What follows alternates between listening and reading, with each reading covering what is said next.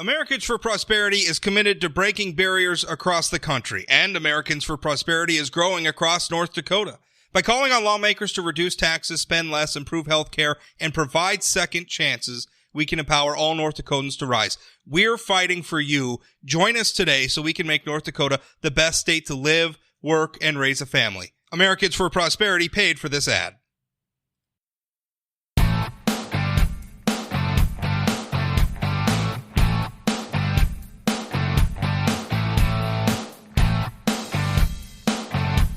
Senator Kevin Cramer, it's been a busy week for you, sir. There's a little bit. It's been a busy month. one or two things have been going on in Washington, D.C., and I wanted to start our regular discussion this time around. President Trump acquitted on his impeachment charges. I don't know that it was a big surprise. I think most people expected the Republican Senate majority to acquit.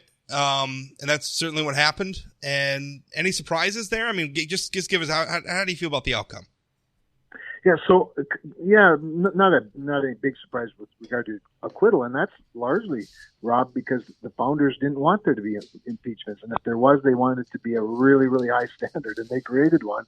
Not the least of which is, of course, 67 votes required to convict and remove a president. And I think a lot of times throughout the course of all of this, the word impeachment, hasn't really taken on the weight for a lot of people that it's supposed to take on. And that is the ultimate conclusion in the Senate trial with the conviction is the actual removal of the president.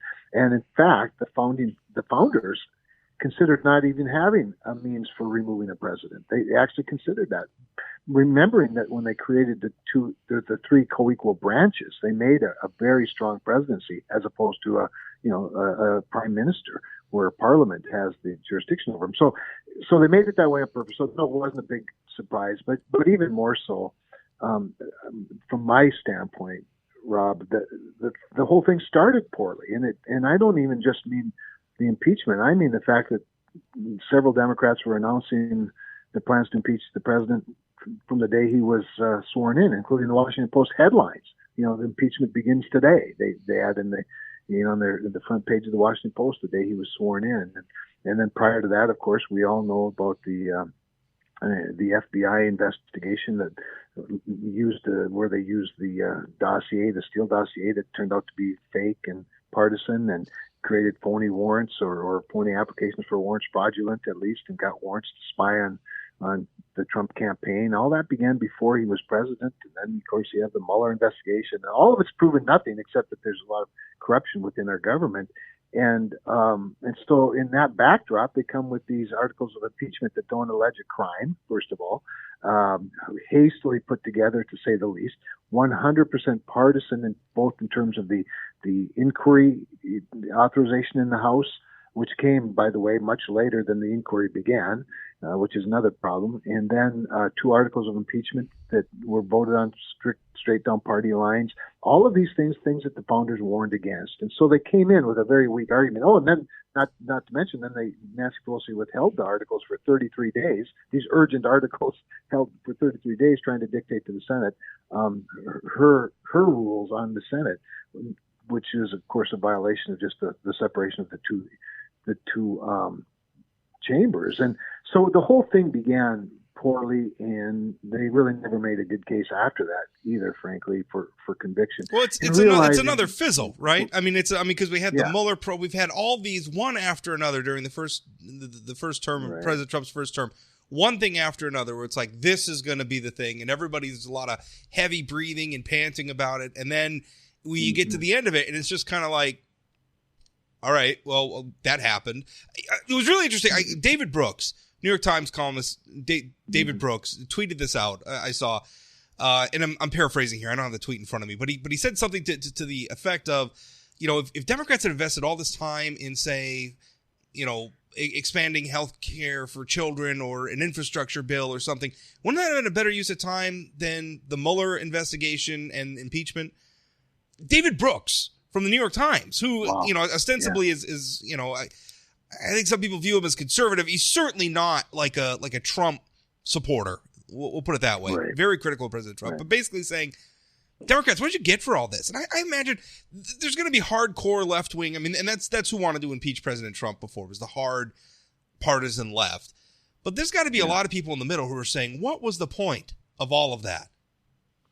Well, it's interesting because, and I the last year of Nancy Pelosi and the way she handled a lot of things, including USMCA and frankly, the fact that she knew that impeachment was not just a dead end, but a treacherous path for Democrats to take, because she remembers how poorly it worked out for Republicans in 1999 when they impeached Bill Clinton. And by the way, that inquiry began with 31 or 32 Democratic votes with voting with Republicans. So it wasn't nearly as partisan as this one. And yet she was trapped into doing it by extremes in her party. And I think that's probably what David Brooks might even be referencing, that what the Democrats get for it? Well, they got lower poll numbers, a stronger presidency in Donald Trump, great disapproval by the American public, and then all that lost time. And here's what's even more interesting, Rob, and I know you appreciate this probably more than some people might, but Donald Trump has never been an ideologue. Treat him like he's the vulgar. On the issues you talked about, like healthcare and infrastructure, they probably have a more one partner in the president than they'd have in a lot of other Republican presidents of the past. And he's proven that time and time again, not the least of which just in this last funding bill where the National Defense Authorization Act, which included a lot of good hawkish things, but also included an application of paid family leave across the board in the federal government. And these are not things these are things Democrats generally applaud. And they have a president that I think would work with them well on a lot of these things if they would have spent their energy that way. Your colleague, Florida Senator Rick Scott, is proposing a constitutional amendment that would raise the threshold for the House to impeach an elected official. Currently, a simple majority. Like when they bring an article of impeachment before the House, simple majority can pass it. His amendment would raise that to 60%. Is that something you support?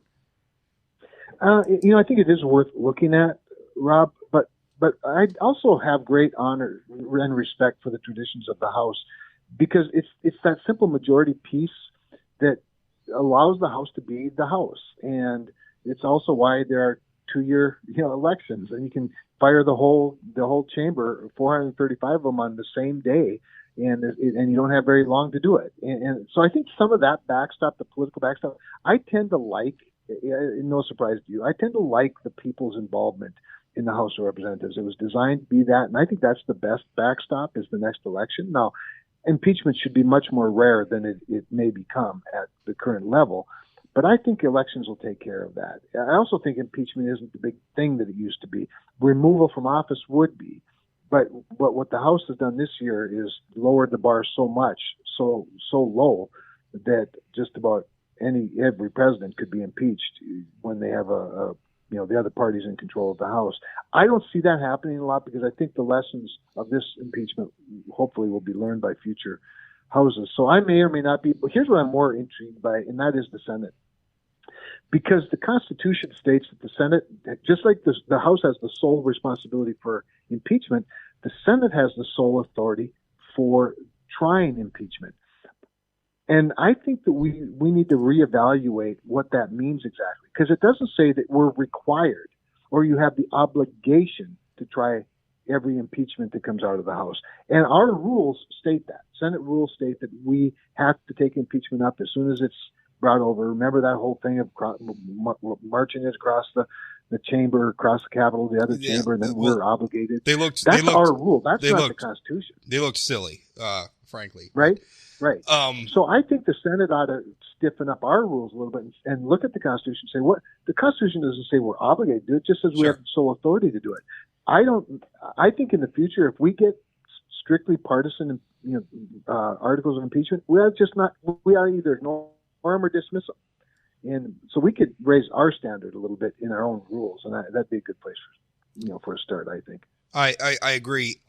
Let's talk. Mitt Romney broke with Republicans, voted for removal. A lot of hot-blooded things being said. Donald Trump Jr. calling for him to be expelled from the Republican Party. Lou Dobbs saying, this is a quote, Lou Dobbs saying Romney is going to be associated with Judas, Brutus, and Benedict Arnold forever. I mean, look, one of those guys betrayed Jesus. Another guy betrayed Caesar. Benedict Arnold betrayed the American Revolution. So, holy Toledo, saying that about Mitt Romney, you think that's fair? I mean, do you think he's really getting beat up on now? Yeah, so it's obviously exaggerated, hyperbole. I think it's wrong. I was asked right away about the Don Jr. Tweet by the national media, and I said no, I disagree with them for a couple of reasons. First of all, you're exactly right in pointing out who those three traitors were and what who they turned on, and this is not the same thing. Second of all, impeachment, frankly, any vote in the United States Senate is cast not for the party or the president, but based on your own conscience and to your own constituents. And I would maintain that with regard to impeachment itself and the trial, that the trial is what you sit through for days and weeks and hours and late into the night, early into the morning, hearing all of the evidence. There's not a committee that takes it up. It's the entire chamber. That you really are the subject matter expert. And at the end of the day, if you have to do something that is unpopular with your constituents because your conscience or your intellect or both require that of you, it's your job to do what you feel you need to do and then explain it to your constituents, not necessarily take a poll. I think on other things it's different, but certainly not on impeachment. So from that standpoint, it's very harsh and very inappropriate. But with regard to expelling, for example, as Don Jr. said, and you'll find me all over the place, and from Time Magazine to Newsweek, saying I don't even know if that's possible. We don't. Parties don't pick.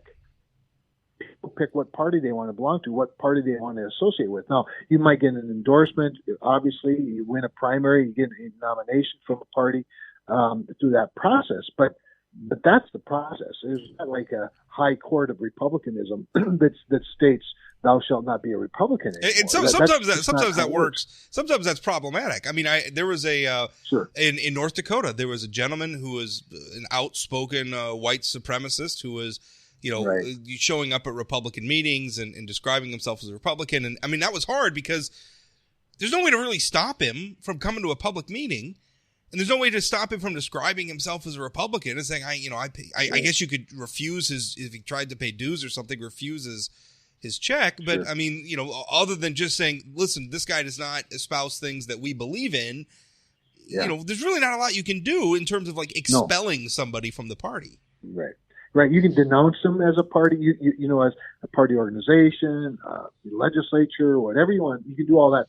But at the end of the day, don't just quote expel them as a Republican. And by the way, as I've said, I'm glad Mitt Romney. Why? I was just going to say that. Why would we not want Mitt Romney in the party? I mean, he's as a conservative. And listen, when Mitt Romney was running for president and we had the Romney Care thing, I mean, he's done some stuff in his political career that it just has me scratching my head, saying I don't understand how you got there, Mitt. But 85% of the time, he's with me, right? I mean, Mitt Romney and so I'm looking at that like.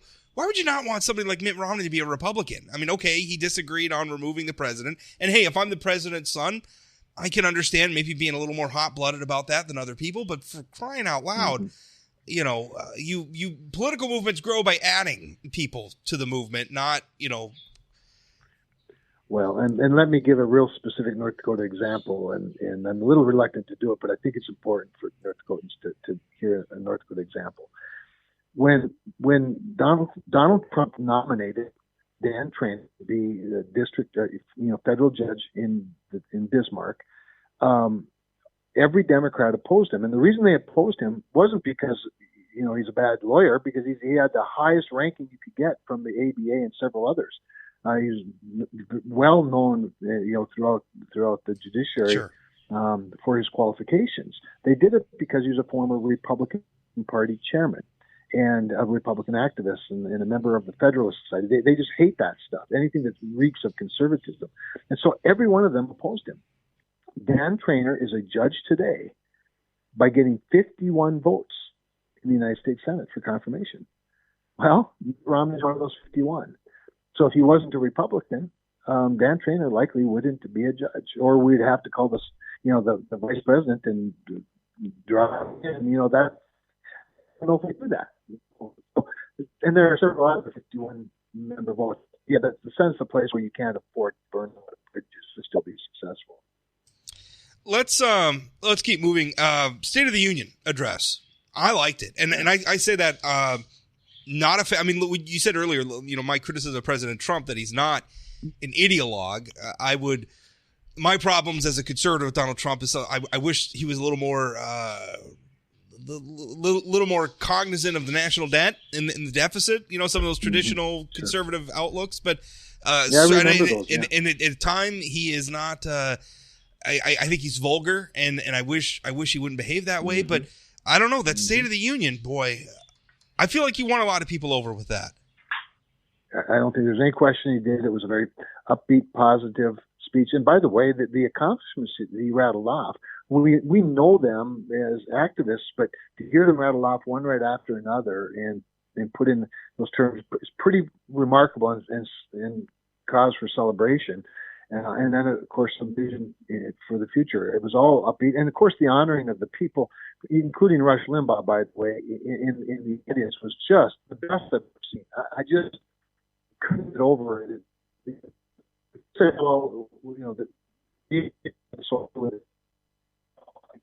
You see these things on TV and you hear about them, and there we were witnessing it. And I thought it was a wonderful celebration of America and Americana. And I'm amazed that Democrats were. They weren't just against it. I mean, they were rabidly against some of this. I don't get it. So I thought it was great as well. I suspect some people, Democrats in particular, have a hard time seeing the comparison of his accomplishments to the previous president. I know that's probably tough to hear, and he doesn't hesitate to draw the comparison either. And that sort of grates on people, I suppose. But boy, I thought it was a fantastic speech, and I think you're right. He won a lot of people over. What do you think of Nancy Pelosi ripping the speech up? And my take on it was, and again, as somebody who was critical of Donald Trump in some of his more petulant reactions to people, to me, I'm looking at that and I said, Nancy Pelosi, if you want to criticize Donald Trump for being petulant or some of the stuff he does on Twitter or whatever, why do that? Because that's just the same game. I mean, it's just a childish thing to do to ostentatiously rip up this speech right there on the whole country's watching you. Why do that? Right. It just seems like you're shooting yourself in the foot. And it was calculated. I think she even admitted that it wasn't some sort of impulsive thing that you could say, she's blowing off steam. She'd planned to do it evidently, and I don't know what she was getting at, other than if she's feeling threatened by her base somehow and felt like she needed to let off some steam in public that secures her base. But therein lies another problem. And that is the problem that we have in America with the electorate, not that it is reflected in actions like that, I guess would be the way to put it. And I don't really get what she's gained by it. I thought her behavior throughout the speech was peculiar. The way she fiddled with the papers and she'd lift them up and then reshuffle them and reorganize them throughout the speech as though she was nervous or something was very wrong, mumbling to herself. And, she makes a lot of these, I don't know what it is. I mean, I just don't know what it is, but it was very peculiar and distracting. Maybe distracting was the point. I mean, maybe distracting. The president's up there making his case. Maybe she wanted people to talk about Nancy Pelosi ripping up papers instead of all the things that President Trump had to say about his accomplishments. I mean, maybe that was just trying to create a different narrative and muddy the waters. Maybe so, but it seems to me, back to your illustration of politics is, most successful when you're adding, not subtracting. People are all watching. It seems to me you could win people over better than, in better ways than that. But it's a very weird relationship. I was thinking at the times, in fact, that I sat in the chamber and watched both John Boehner and Paul Ryan sit behind Barack Obama when he was giving speeches. And boy, I guess Paul Ryan, I don't know if he was there with Barack Obama. Yeah, he was. But he never. I mean, in fact, they worked really, really hard at not being the focus of a State of the Union speech and did it with great dignity and class. I'm sure Democrats before as well. I want to talk President Trump. I actually I published some polling that DFM Research provided to me exclusively. This is 600 live caller interviews with North Dakotans, 4% margin of error taken January 28th through February 1st. So right at the sort of culmination of the impeachment push. 62% approval rating for President Trump. And this is by DFM Research. Oh, wow. They actually, I think Dean Mitchell. He's a pollster. He's worked works for Democrats quite a bit. Worked for former Senator Heidi Heitkamp's campaign. Or maybe not her campaign. I think maybe he worked for the party. I don't know. It does a lot, but he does a lot of work for a lot of people. I trust his numbers. Yep. I think they're generally pretty good. 62% approval for President Donald Trump, 34% disapproval in North Dakota. Does that surprise you? Boy, that's really high, particularly at this point. So it surprised me a little bit. I mean, you'd love to be above water, obviously, but nearly 2-1. That's really quite remarkable. On the one hand, on the other hand, North Dakotans, and I think Americans in general, the way things are going, and in North Dakota, we've had some years while the country's been enjoying a great economy. We've had some struggles with regard to agriculture and weather, and the commodity price has been down, and yet I think they've seen from this president a real care about agriculture. And when he went to bat for the trade dispute and the retaliation, it really was quite remarkable. And then now we have trade deals as a result of some of that. And then, of course, energy policy, the rollback of regulations, the tax cuts. I mean, North Dakotans, from a policy standpoint, I think have greatly benefited from Republican and President Trump's policies, and are appreciative of it. So, no, I guess, I'm good for him. I'm glad he's got a 62% approval rating, because I think he's earned it. The poll also had some head-to-head matchups with some 2020 potentials, and honestly, I mean, there's a few points difference between. I mean, it was really close. President Trump matched up against all of them. The best by a few percentage points was Joe Biden. And Joe Biden was at 38%, Donald Trump at 57% among likely voters in a potential matchup. Does that surprise you, Joe Biden although he didn't do that great in Iowa? Well, apparently, I have no idea what happened in Iowa, but on the partial numbers that were released, it sure didn't seem like it went well for him. I mean, I think at least we can conclude that Joe Biden didn't do that well. But among the Democratic candidates, even doing a little bit better than Amy Klobuchar, from senator from our neighbor to the east, Minnesota. Yeah. Joe Biden, does that surprise you, North Dakotans? If it's not going to be Donald Trump, Joe Biden? It doesn't. I mean, first of all, I've always said about Joe Biden, part of why Midwesterners like him, and I think why a lot of people like him, is because he is this sort of clumsy, but affable guy, that makes mistakes and uses the wrong words sometimes. There's an authenticity in him that I think people actually sort of like. But from a policy standpoint, these days in North Dakota, being a Democrat is not nearly fatal. And I've been saying that for a long time. People still worry about Heitkamp having a lot of money. I don't think there's enough of money in the world for a Democrat to be successful in North Dakota until they change what they believe in and what they espouse.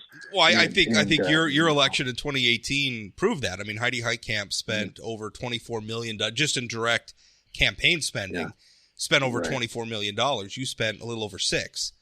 Who won? Yeah. I mean, money doesn't necessarily buy. Sometimes people like to carry on like money buys elections, and boy, I mean, if that were true, Heidi Heitkamp would still be the senator.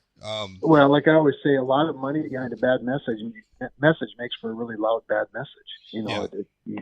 And especially with voters that are savvy as North Dakotans are. I think North Dakotans, frankly, I think they're far more in touch with their politics in most places, if not everywhere. I think that's because they can run into their senator in the grocery store. I mean, that's right. Well, that's right.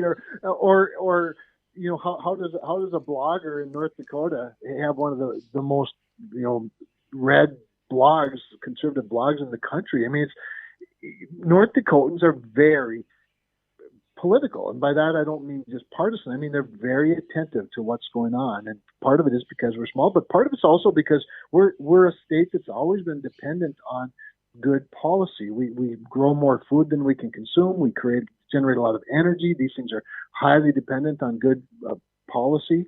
And plus, we're a pretty smart group of people, I think, pretty common sense. Going all the way back to our roots. I mean, many of the people that settled here were fleeing some sort of, political challenges, whether it was, Germans from Russia. They were, coming here for escaping Russia, or you have others who came here to, for economic opportunity. And so we're very in tune with public policy in this state. We have very savvy voters. Let's talk a little bit about that Great River Energy. There has been rumors for weeks, and I got it because I actually wrote a column where I came out and said, and I was talking from the coal production angle, pointing out that 2019 was a little bit of a down year. I think coal production was down about 9%, but the 3 previous years it had gone up. So we were about on par for we produced about as much coal as we've ever produced in North Dakota. It was 2019, I think all things considered, was a pretty good year. Those numbers from the Lignite Energy Council. But the folks who buy all that coal, for instance, the coal power company buy the coal and turn it into electricity. Great River Energy says they're having some problems. They have some competition from natural gas. They have some competition from wind energy. And it's tough. And I'm looking at this. I mean, North Dakota's in a unique position. I mean, we have the power plants are pretty much on top of the mines. So unlike a lot of places, we don't have the challenge of transportation costs. It's a very established thing. We have very low cost energy. I mean, this seems to be something that's working. What's happening with Great River Energy? I mean, obviously, maybe that's a question, obviously, for their company. I mean, they're a private company, and they're working on that. But North Dakota so far has escaped, for the most part, a lot of what we've seen in other parts of the country where coal companies declaring bankruptcy and everything else. People are scared. I mean, Great River Energy, that's by the time, both in direct employment and probably indirect economic impact, you're probably talking about a few thousand jobs that are impacted by this. If Great River Energy, if something were to happen, if they were to shutter, and I don't want to, at this point, they're just saying, they got to look at things, but that's scary. What's going on, Kevin? It is scary, but so the Coal Creek Station, which is what we're talking about specifically, is owned by Great River Energy. And Coal Creek Station, and they have basically and Falkirk Mine. I mean, Falkirk Mine has a contract, right? So that's right. That's North American Coal, and they have like 100, like basically, I think they called it a life of the plant contract, where basically all the coal that they mine goes to Coal Creek Station, which is Great River Energy. So for many years, decades really, and having been a former rate regulator for decades, a contract like that is worth a lot because it's stability. It's why coal has been able to be a very low-cost fuel, but it's not just low cost. It's not a commodity. It's not traded on any sort of market. It's a permanent contract well into the future, obviously. In some cases, they'll have a 20 or 40-year contract. This is the life of the plant contract. So that's always had tremendous value in rates and rate base, the price of the product. And there's nothing like long-term stability for that. The problem is that coal now with low-cost gas, and I think that's the biggest challenge for Great River right now, and is that there's so much abundant gas, and they're not as gas constrained or restrained in Minnesota. Oh, that's the other important point, by the way. Great River Energy is a Minnesota company. It's a cooperative, and it sells to the rural electric cooperatives, the distribution cooperatives in Minnesota. Their policy and their energy sort of brothers and sisters are companies like Xcel Energy. It's Xcel and Minnesota Power and others, but so they live in a different culture, if you will. Maybe if that's a way to put it. That's competing with things like, Xcel Energy wanting to be claiming they're going to be fossil fuel free by 2050 or whatever the year is, and it's easy to make those claims, and then people start asking. So you've got a lot of pressures, but from a strictly financial standpoint, you've got heavily subsidized wind, which has preference on the lines besides. You've got these rural transmission organizations, RTOs, and in the case of of here. It's the Midwest independent system operators who are they're the marketers, and they're dealing with prices and markets that bring prices down. And it sounds sort of nerdy, but last year I stopped a Trump appointee to the Federal Energy Regulatory Commission. And the reason I stopped it, and it didn't get any publicity back here, but it got like firestorm publicity in the trades in Washington, D.C. The reason I stopped it is because he's the chief counsel for the FERC right now, and FERC sets rates. And you might recall that Rick Perry, when he was Secretary of Energy, provided a plan to the Federal Energy Regulatory Commission where they would properly value rate or base load electricity, which is of course nuclear and coal, if they had so many days worth of fuel on site. Well, as you stated, we have like unlimited fuel on site because our plants are right there. Centuries. Longer. Yeah, we have centuries worth of coal. Exactly. It's 800 years, some say.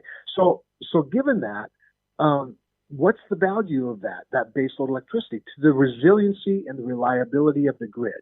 And I submit to you, and by the way, they rejected it. And this guy was the general counsel at the time. Now President Trump appoints him to the FERC. I oppose him. I stop it. And we went through the end of the year without filling that FERC position. We have a quorum now, and we have a majority, a Republican majority, and it is one of these 3-2 commissions. It's not like the FEC that's always got to be even. So philosophy matters. Trump won. Let's have somebody that cares about this stuff. And I'm passionate about this topic. And Coal Creek is a great example of it. I can't deal with Minnesota politics. We can sue, as we have successfully, them over the interstate commerce clause and things like that. But with regard to the market price, I believe the regulators have to value in the price structure the benefit of 24 hours, 7-day-a-week electricity. Because if we don't, and places like Coal Creek do close down, and nuclear plants do close down. By the way, that raises another issue. Just today, President Trump tweeted his opposition to Yucca Mountain, or that he's not going to put it in the budget. That's, of course, out in Nevada. That's the facility for hopefully someday permanently storing spent nuclear fuel. And if that issue's not taken care of, we're going to end up with no nuclear plants either in this country, which means there'll be no baseload electricity. And then you wake up one day, like we did in the polar vortex a couple of years ago, and you find the infrastructure collapsing because there's no electricity anymore. The wind's not blowing, the sun's not shining, the batteries went dead, and the demand for gas is high because it's cold outside, and the gas heats homes, and you have other facilities, factories that require natural gas as a feedstock or a fuel stock, and you just have to have that baseload electricity, and that electricity has to have a value that is recognized in the rate scheme, so that when highly subsidized electricity isn't available, you still have that power plant. So to me, and from my standpoint, as bad as the job loss would be, and all of those things, and it's subsidies for the competitors, it's just unjust in my view. We have really big national security issues and grid reliability issues. Yeah, well, let me interject here. Is it fair to say, and it really frustrated me at the end of the year that I guess maybe call it a partial renewal of the production tax credit for the wind industry. I mean, because I had wind and frankly. I don't want to say because it was mostly an off-the-record conversation, but I had a government affairs guy for a major utility, as well as lobbyists working for the wind industry, met with me in person, came to Minot, sat down with me in person because I'd been writing negative things about wind energy, and they insisted we are not going to be seeking a renewal of the production tax credit. It's not going to happen. And then it flipping happened.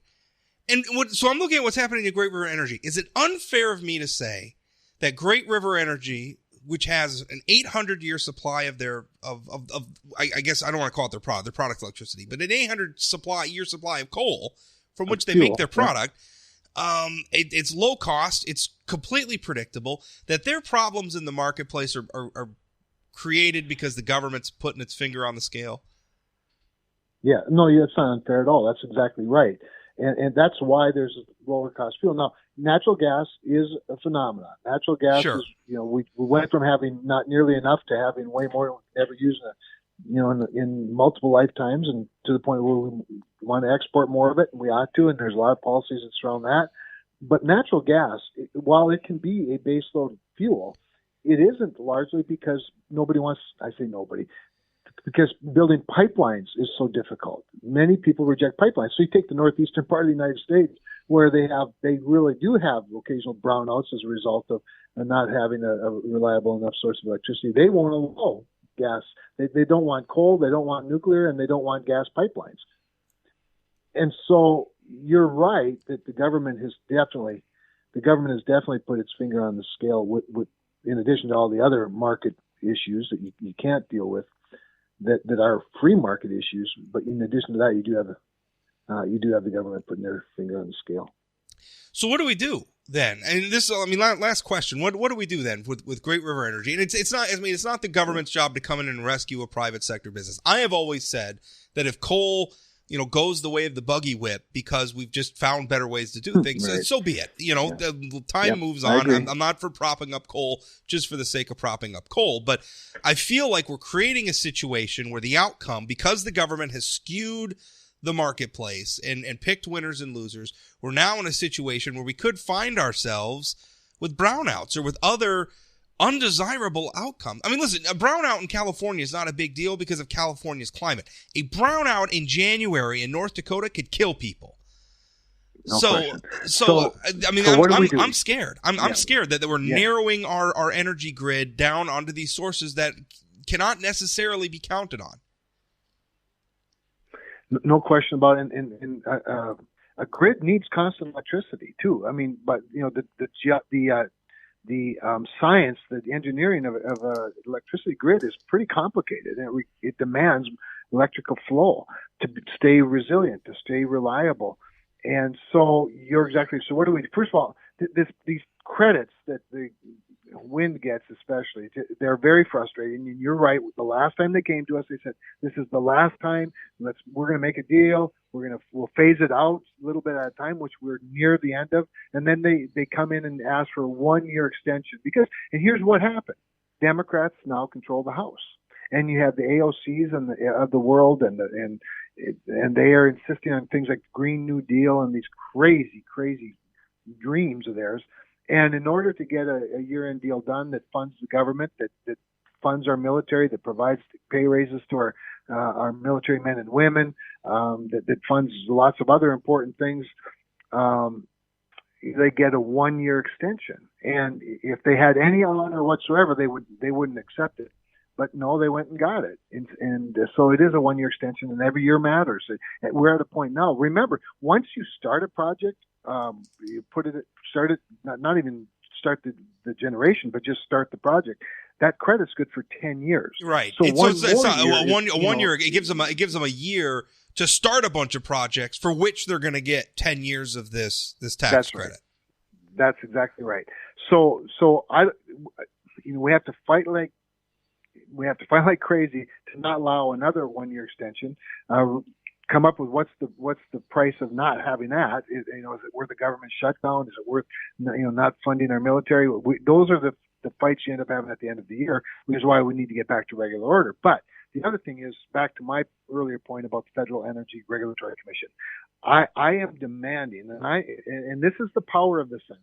This is the thing, Rob, I've learned, as well as any senator learns it, that you got to put your foot down where you can make the most progress and the most impact.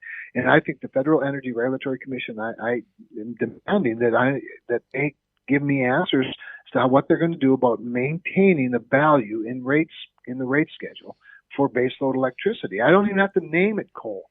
They know what baseload electricity is. It's a 24-hour, 7-day-a-week dispatchable electricity that's always there.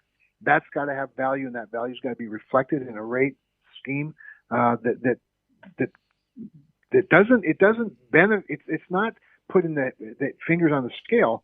It's really leveling the playing field, and more importantly, valuing the thing that we all want and need. Here's the other option: turn off all the coal plants for a day. Maybe today would be a good one, and demonstrate to the American public with the consequence of waking up one day and not having it there. It's -2 where I'm at right now. So no, Kevin, today is not a good day. No, not today. not today. Maybe June. Do it up there. Maybe June. I could deal with, or May. So it's not maybe, too hot. Just for Minneapolis. How about we just do it in Minneapolis?